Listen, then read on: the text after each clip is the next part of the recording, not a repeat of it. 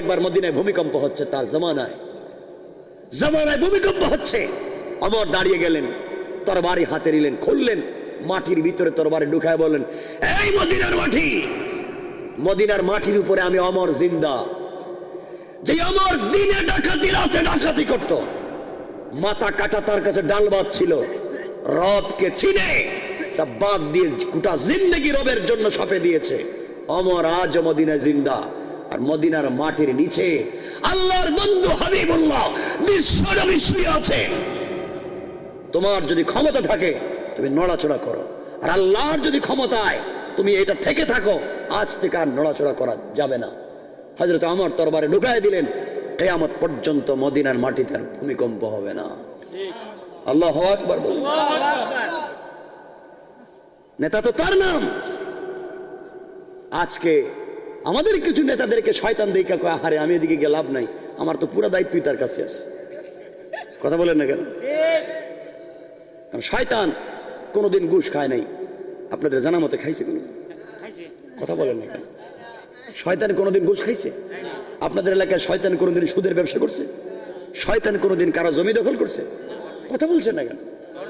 কিন্তু মানুষের সুরতে কিছু শয়তান এই কাজগুলো অহরহ করে যাচ্ছে, ঠিক কিনা?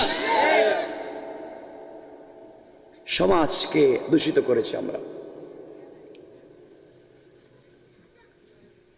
আল্লাহ রাব্বুল ইজ্জত ওয়াল জালালের কাছে মুসলমানেরা যখন বলছে, আল্লাহ তাআলা তুমি সমাজকে শান্তি করবার জন্য, শান্তির সমাজ প্রতিষ্ঠা করবার জন্য, দ্বীনকে জিন্দা করবার জন্য আল্লাহ তাআলা, আয় আল্লাহ তাআলা তুমি আমাদের জন্য রাহবার পাঠাইয়া দাও, অভিভাবক মিলাইয়া দাও। আল্লাহ রাব্বুল ইজ্জত ওয়াল জালাল পরের আয়াতে ৭৬ নম্বর আয়াত, বাম পৃষ্ঠার প্রথম আয়াতে জবাব দিচ্ছেন। আল্লাহ রাব্বুল ইজ্জত ওয়াল জালাল বললেন, এরপর আয়াতে বলছেন, যারা ঈমান এনেছে, যারা ঈমান এনেছে তারাই তো মুমিন, মুসলমান, আল্লাহর পথের গোলাম। যারা ঈমান এনে নাই, ঈমানের পথে চলে নাই, তারাই তো হলো তাগুত।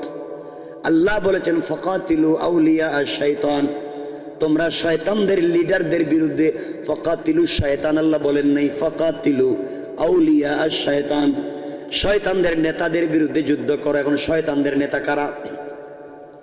শয়তানদের নেতা তো তারা যারা আমার চাইতে লম্বা জুব্বা পরে, আমার চাইতে সুন্দর পাগড়ি পরে, মাথায় সুন্দর রুমাল দিয়া ইসরাইল আর ইহুদি খ্রিস্টানদের পক্ষে দালালি করে। তারা মুসলমানদের নেতা নয়, তারা হলো ইহুদি খ্রিস্টানদের দালাল। ঠিক কিনা? আওয়াজ করে বলেন। বিষাক্ত সমাজকে ভালো করা আমাদের দায়িত্ব। পারবো না ইনশাআল্লাহ? সবাই বলেন তো ইনশাআল্লাহ। আমরা ফিতনা চাই না।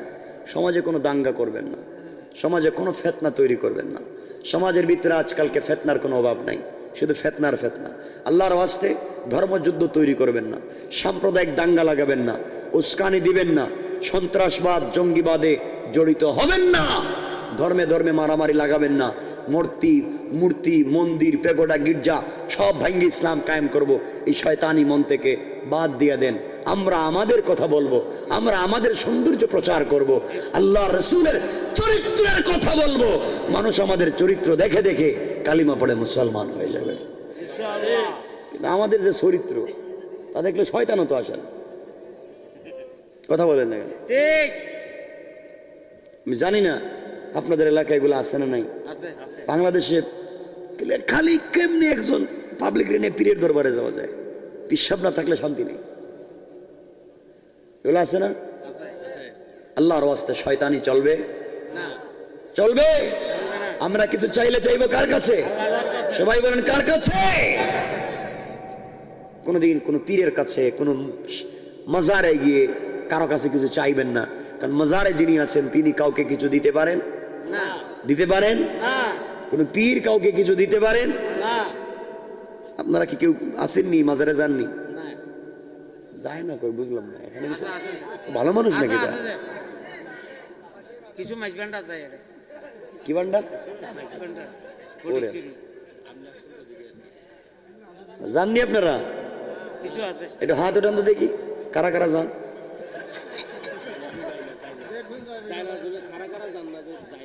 যাই না তো কই নেই, জাননি আপনারা? আজকে দাড়ি নাই, মুছ নাই, ফেন্সিডিল খায়, গাঁজা খায়, ইয়াবা খায়, হে হইছে পীর। এগুলো আসেনি? আল্লাহ আমাদেরকে এগুলার থেকে হেফাজত করুন, সবাই বলেন আমিন। আপনাদের কষ্ট লাগতেছে মনে হয়? এগুলা করবেন না, চাইলে আল্লাহর কাছে চাইবেন। আর বাসায় গিয়ে আপনাদের তো কাজ একটাই আছে, বাসায় গিয়ে এলাকার মানুষ এমন কিনা জানি না, বাসায় গিয়ে শুধু বৌরে পিটায়। এলাকায় এটা নাই মনে হয়, আছে কইলো কেন? বৌরে পিটায়, পিটাইতে পিটাইতে প্রস্রাব করাই দেয়। বউ মায়ের খায়, কয় আব্বা আমার আর মানিস না, স্বামীর আব্বা কয়, বাপ কইলে ছাড়তাম না, আরো কিচ্ছু কম আছে। এগুলা তো জানোয়ার, বউ পিটায়। এগুলা করা যাবে? স্ত্রীকে মারা যাবে? বলেন মারা যাবে? কোনো কারণেও মারা যাবে না? কইলো না কেউ এখানে, মারা যাবে? মারেননি? কি বিয়ে করছো? বিয়ে করেনি, এরা কয় মারা যাবে? তোমরা তো ছোট, যারা বিয়ে করছে এরা কিছু কয় না। আল্লাহর ওয়াস্তে স্ত্রীকে মাইরেন না, এটা হারাম। স্ত্রীকে মারা কি হারাম, কোনো কাজে মাইরেন না। আল্লাহ আপনারা তো বউ মনে করেন না, আপনারা তো মনে করেন কাজের বুয়া। কাজের বুয়া, ঘুম থেকে ওইটা কাজ শুরু, ঘুমানো পর্যন্ত কাজই করতে হবে, ঠিক? এগুলো আসেনি এলাকায়? বউ ঘুম থেকে উঠছে, ঘর মুছা শুরু হয়েছে, ওয়াশরুম টয়লেট মুছা পরিষ্কার করো, এরপরে 14 গোষ্ঠীর কাপড় দেয়া দাও, রান্না বান্না করো, বাচ্চার টিফিন তৈরি করো, স্কুলে নিয়ে যাও, স্কুল থেকে নিয়ে আসো, আত্মীয় স্বজনরা খাওয়া, মা বাবার খেদমত করো, সবার কাপড় দেয়া দাও, ঘর মুছা, আবার রান্না করো, আবার রাত্রে চলে আসছে, আবার রান্না করো। এগুলা করতে করতে করতে করতে বউ যে কখন না খায় ঘুমায় গেছে, এই খবরও কোনো স্বামী নেয় না, ঠিক কিনা বলেন? এই অন্যায় কাজ করেন কেন?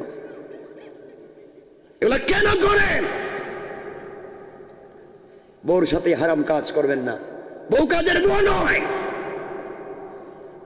ঘরে রান্না করে খাওয়াবে স্ত্রী, এমন কোন কথা ইসলামে নাই, হাদিসেও নাই। তো খাওয়াইতে পারে, আপনাকে সহযোগিতা করতে পারে, এর অর্থ যে একা খাওয়াবে এটা না, আপনিও রান্না করে খাওয়াইয়েন, কিছু কয় না এরা। ঠিক কি? খালি ঠিক করেই তো সব নষ্ট করছেন। আমি তো ঠিকের ওয়াজ করতেছি না আজকে। আমার যদি 10,000 ওয়াজ ইন্টারনেটে শুনেন, আমি এভাবে ওয়াজ করি না, আজকে যেভাবে কথা বলতেছি ঠিক নাই। ইনশাল্লাহ বলেন, বলেন ইনশাল্লাহ। এখানে বিয়ে করছেন তো আপনারা মোটামুটি, যারা বিয়ে করছেন বউরে মোহর দিছেন নি? স্ত্রীর মোহর দিছেন?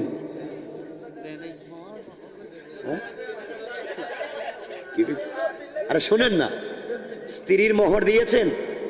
মোহর আদায় করছেন? কিছু কয় না, বুঝলাম না, কি টাকা পয়সা দেয় না নাকি এলাকায়? শোনেন, স্ত্রীর মোহর নামাজ রোজার মতো ফরজ, দিয়ে দিতে হয়। আর হয়তো জানি না, সাতকানিয়ার, চট্টগ্রামের, কক্সবাজারের মহিলারা হয়তো অনেক ভালো মাফ করে দেয়, অনেক ভালো, এরা মাফ করে দেয় না? আপনাদের মাফ করে না? অনেক ভালো ভদ্র এলাকার মহিলারা, অনেক স্বামী মাফ পাইছে। আছেন নি কেউ মাফ পাইছেন? একটু হাত উঠে দেখেন তো, কারা কারা মাফ পাইছে? বিয়ে করছো তো? বিয়ে মাফ পাইছো নি? দেখি একটু হাত উঠাও। মাফ দিছে তো? এটা তো সত্য কথা। হ্যাঁ, কি কইছে? মাপ পাইছো তো? এখন তোমাদের উচিত হইল কোন কচু গাছের সাথে ফাঁস লাগিয়া মরে যাওয়া। বউ তোমারে মাফ করে দিছে, এর চাইতে বেইজ্জতি আসমানের নিচে আর নাই, যে বউ তোমারে মাফ করছে। কারণ দুনিয়ার ভিতরে এমন কোন বউ নাই যে তোমারে মাফ করে দিছে আর বউ তালাক দিলে মোহর দেওয়া লাগবে না। যে কলিজার টুকরা বউ তোমারে মাফ দিছে, কালকে তালাক দিয়ে দেখো, লাভে আসলে দেওয়া লাগবে, ঠিক কিনা বলেন না? আর যদি কোন আমি দিয়ে দিছি, তাহলে যৌতুকের মামলা দিয়ে ডাবল আদায় করবো। এর জন্য ভাই, ওগুলো মাফ হয় না, ওগুলো দিতে হয়, দিতে হয়। আর মাফ লিখিত নিতে হবে। মাফ যে দিচ্ছে সেটা কাগজ লিখে দেয়, কথা ঠিক আছে না? বিপদে পড়েন না, ওটা মাফ হয় না। আল্লাহ আমাদেরকে হেফাজত করুন, সবাই পড়েন আমিন।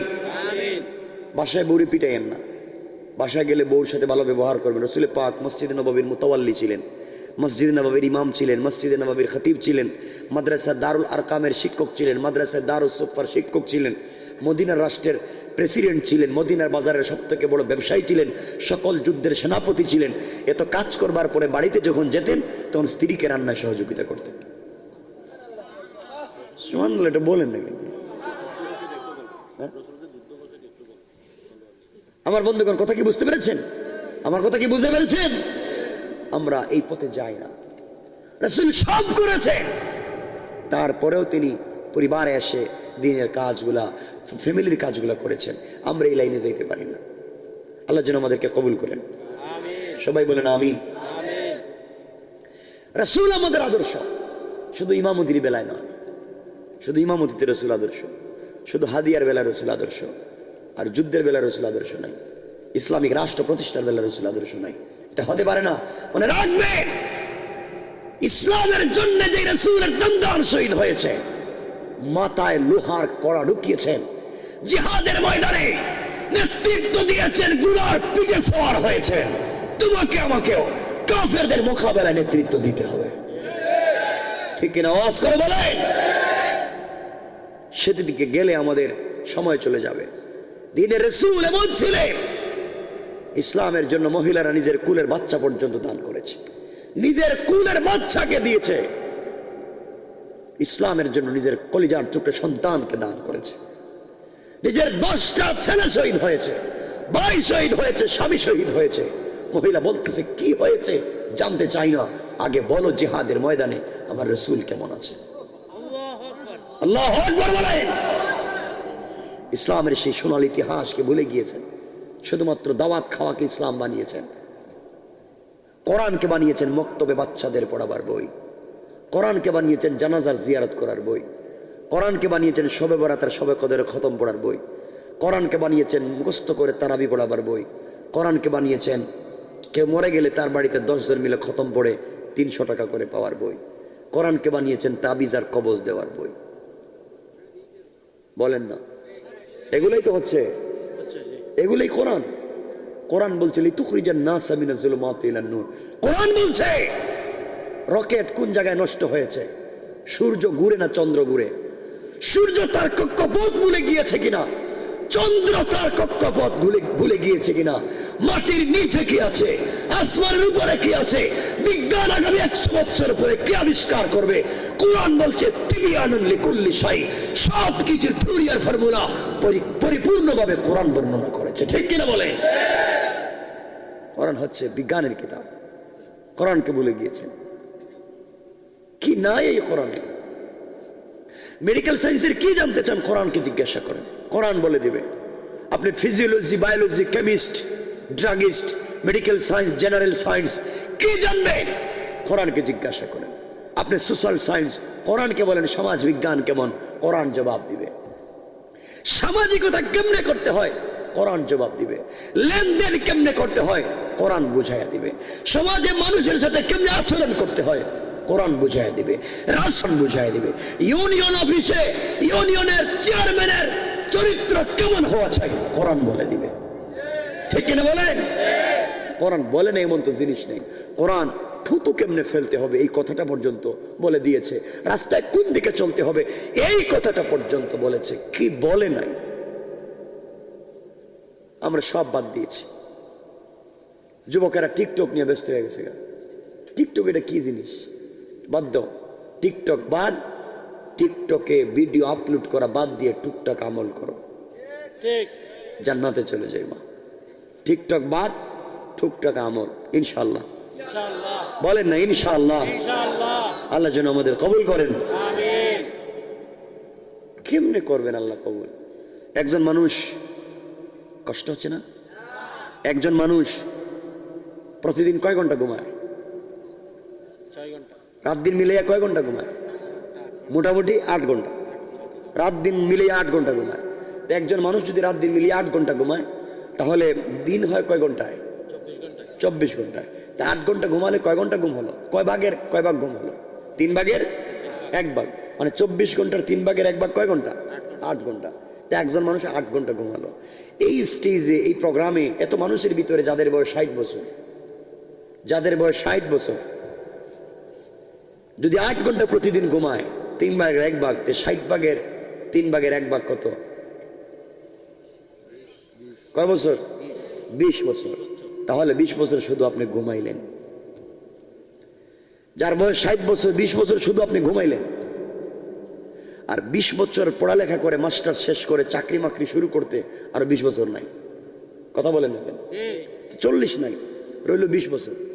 এই 20 বছরের ভিতরে আপনি কোন টাইমে সিগারেট খাওয়ার সময় পান?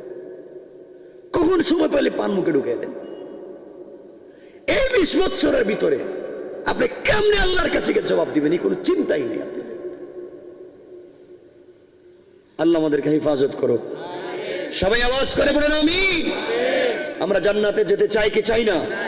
জাহান্নাম থেকে বাঁচতে চাই কি চাই না?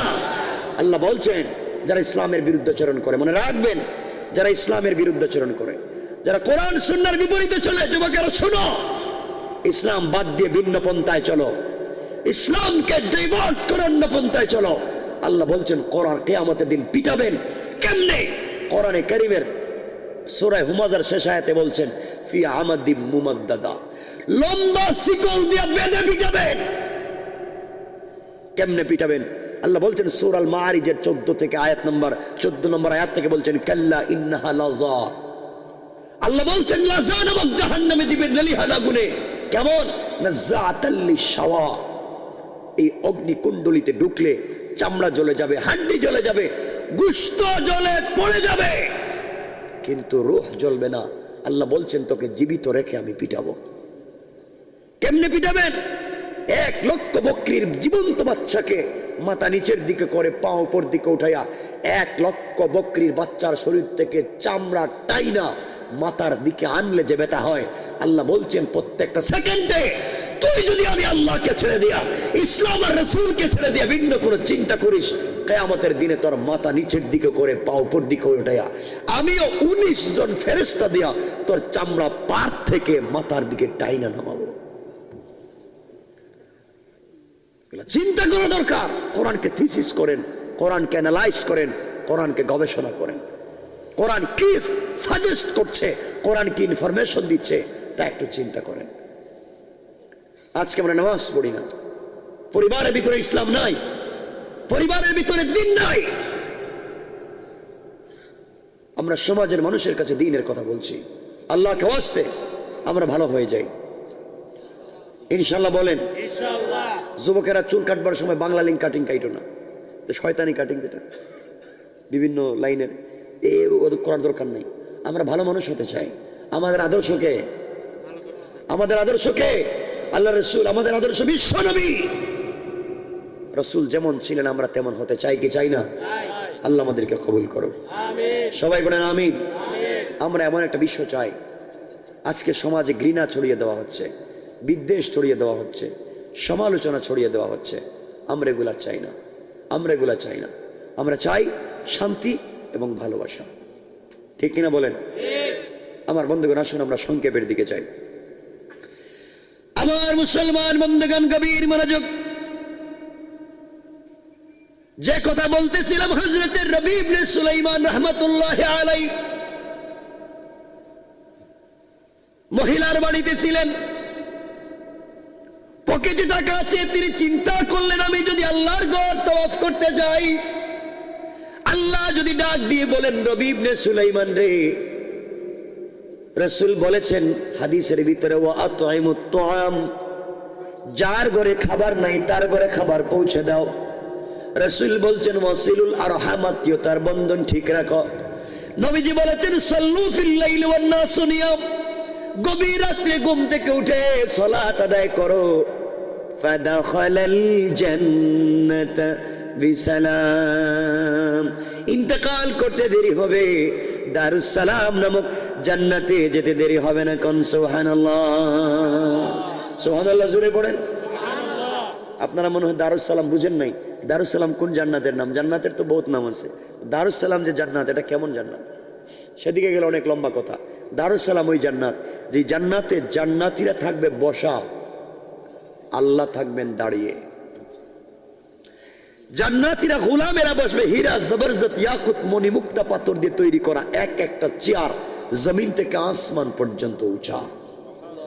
প্রত্যেকটা চেয়ারে বসে থাকবে আল্লাহর গোলাম, আর আল্লাহ নিজে দাঁড়াইয়া তার গোলামকে এই জান্নাতে সালাম দিবেন। সালাম, আল্লাহু আকবার বলেন। আল্লাহ নিজে সালাম দিবেন তার গোলামকে, নিজে মুনিব হইয়া। এমনি এমনি হবে না।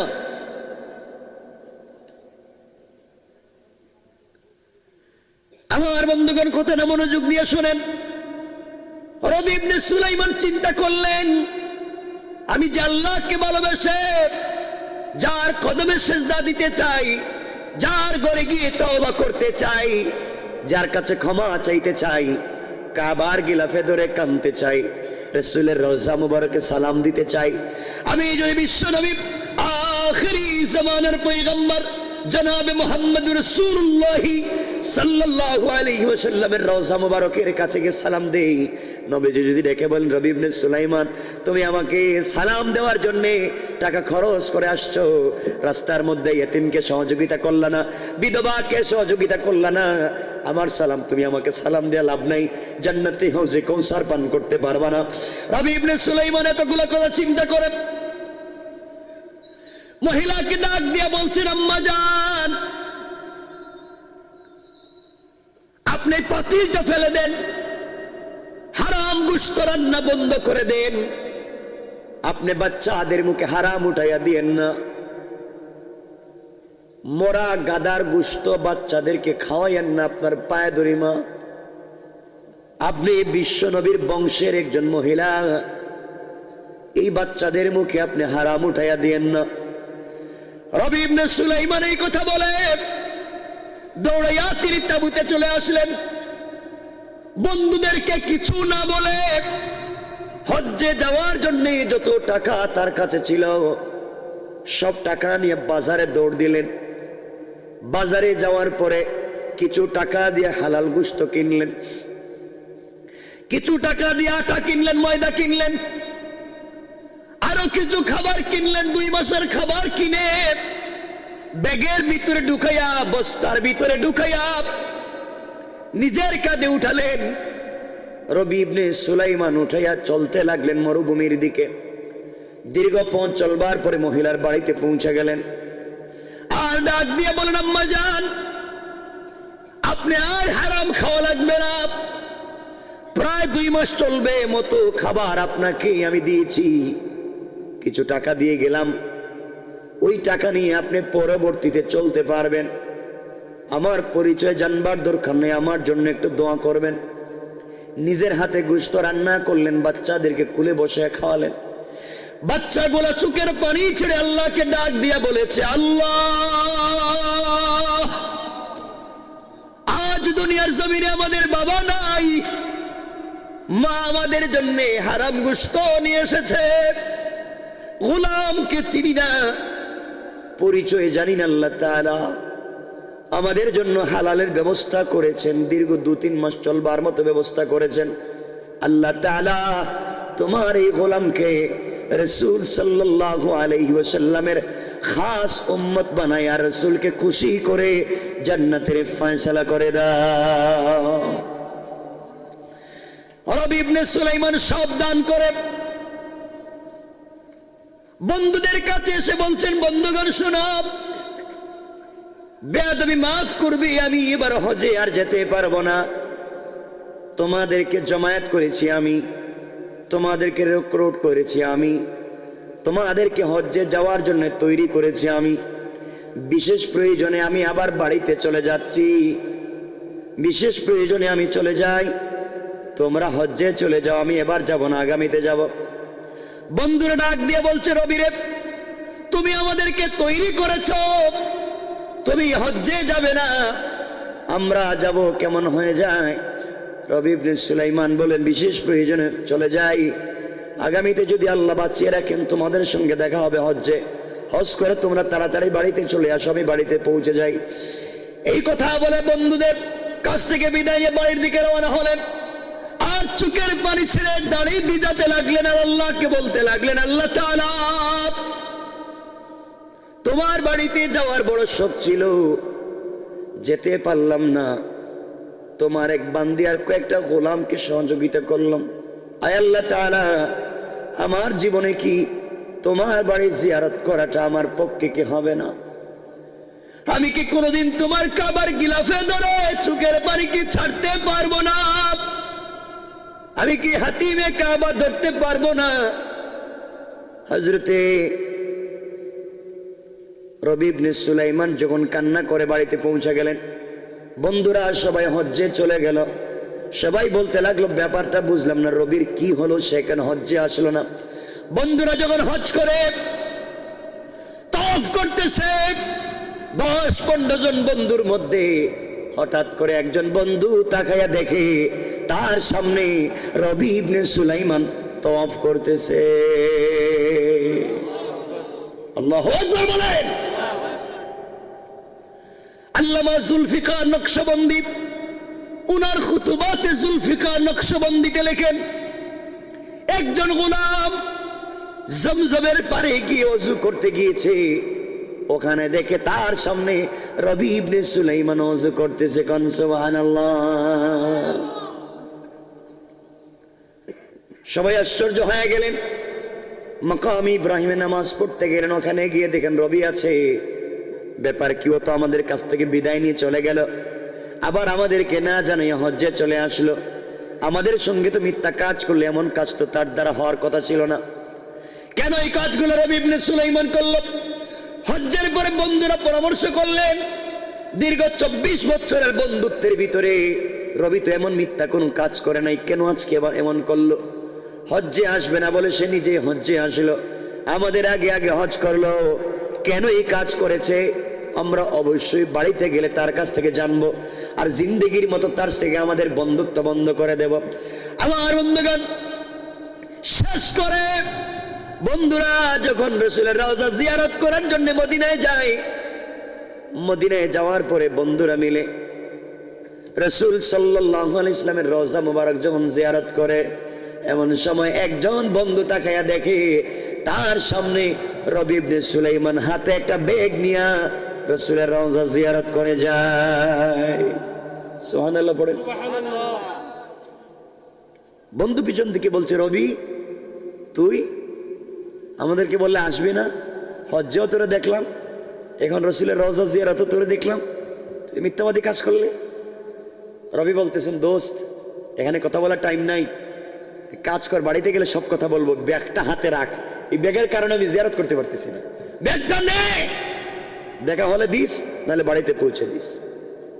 আমার বন্ধুগণ শুনেন যে বলতে চাই, হজ শেষ হয়ে গেল, জিয়ারত শেষ হলো, সকল বন্ধুরা বসছে।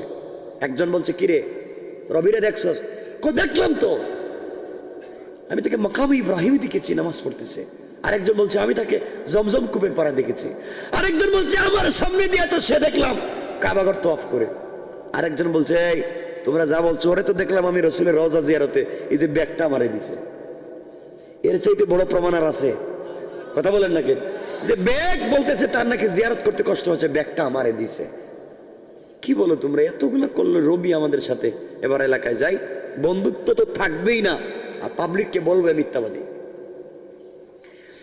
আমার বন্ধুগণ, সমস্ত বন্ধুরা মিলে হজের পরে যখন বাড়িতে পৌঁছে গেলেন, বাড়িতে যাওয়ার পরে সবাই মিলে রবির বাড়িতে পৌঁছে বললেন, রবি ইবনে সুলাইমান, তুমি আমাদের সঙ্গে এমন কোনো কাজ করতে পারলে, এই মতো এত বড় অন্যায় কাজ করতে পারলে, হজ্জে তুমি বললা গেলে না, কিন্তু তুমি কেমনে আমাদের আগে আগে হজ করলা? রবি কসম করে বলতেছেন, বন্ধুরে আল্লাহ পাকের জাতের কসম, আমি হজ্জে যাই নাই। তুমি যাও নাই, তাহলে হজ করলো কে আমাদের সাথে? রবি ইবনে সুলাইমান বলছেন, আল্লাহ পাকের জাতের কসম আমি যাই নাই। তোমরা মহল্লার মানুষকে জিজ্ঞাসা করো, প্রতিদিন তাদের সঙ্গে আমার দেখা হয়েছে।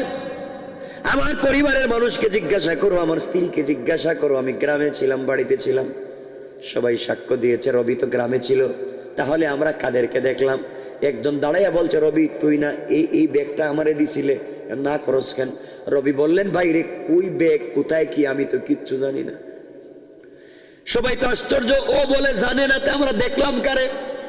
এলাকার মানুষ বলে তারা দেখছে বাড়িতে, তাহলে আমরা দেখলাম কারে? একথা চিন্তা করে সবাই যখন বাড়িতে পৌঁছে গেলেন, এলাকার মধ্যে একটা তুমুল হট্টগোল শুরু হলো। রবি ইবনে সুলাইমান চোখের পানি ছেড়ে গভীর রাত্রে 2 রাকাত সালাতুল হাজত পড়ে ঘুমিয়ে গেলেন।